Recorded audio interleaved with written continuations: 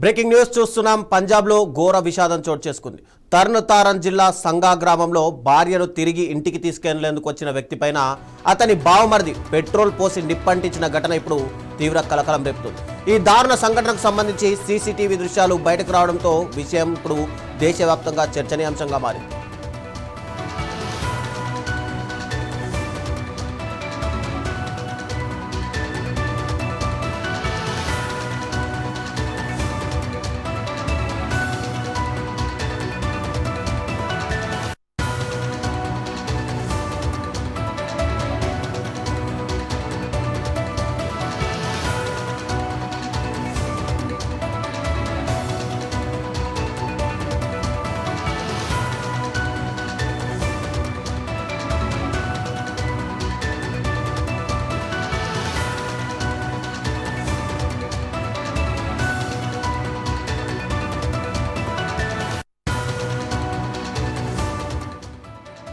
పోలీసుల వివరాల ప్రకారం కుటుంబ కలహాల కారణంగా పుట్టింటికి వెళ్లిన భార్యను తీసుకెళ్లేందుకు వచ్చిన లవ్ ప్రీత్ సింగ్కు అత్తింటి కుటుంబ సభ్యులతో వాగ్వాదం జరిగింది.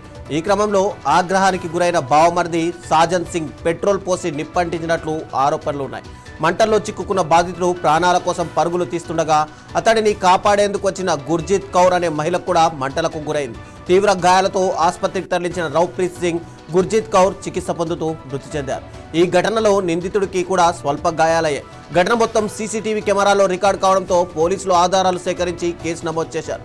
ప్రస్తుతం నిందితుడిపై చట్టపరమైన చర్యలు కొనసాగుతుండగా ఘటనకు సంబంధించిన పూర్తి వివరాలపై దర్యాప్తు ముమ్మరం చేశారు.